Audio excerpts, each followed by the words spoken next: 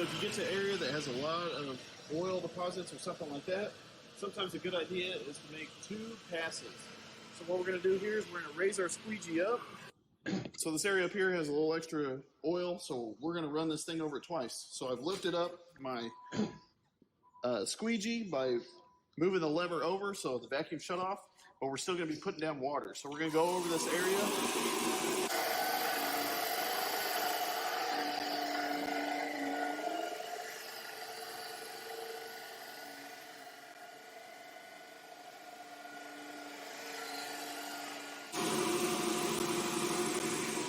So once I've done it once, I'm going to turn the vacuum on. And then it's going to continue to put down water and scrub, but it's also going to vacuum up the 2 trips.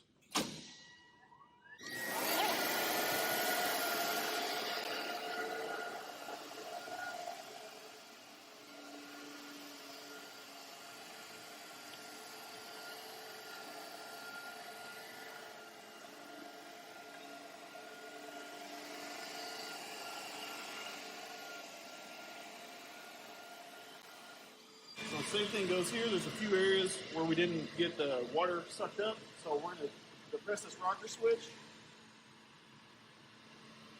So that's going to pull our brushes up, and it's going to stop putting down water.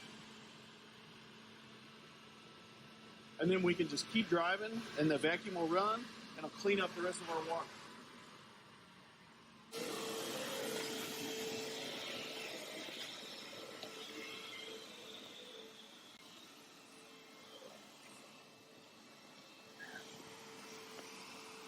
So that's as easy. Once you're done vacuuming it up, we're going to lift this up. In our next video, we'll show you how to dump the dirty water and fill the fresh water. All right, we're going to show you how to drain our dirty water out of this floor machine and fill it with fresh, clean water. So the dirty water reservoir is in here. You can check the level by lifting the lid here and looking in here.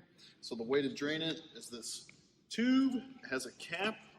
And now this is just gravity fed, so as soon as you lower this below the water level in the tank, it's going to start draining. So we're going to drain it into our floor drain here. Our floor drain has a trap that's going to catch and filter out any oil that's in it. So I have the cap off, and I'm just going to move quick.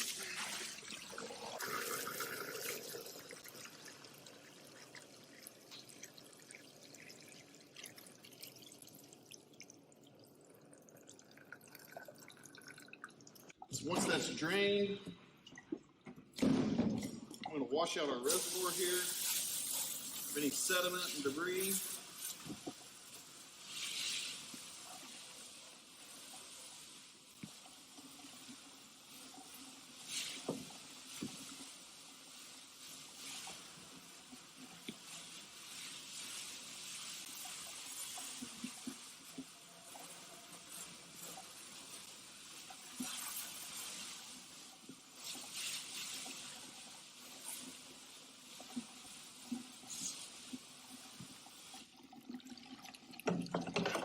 Once that's washed out, I want to check this.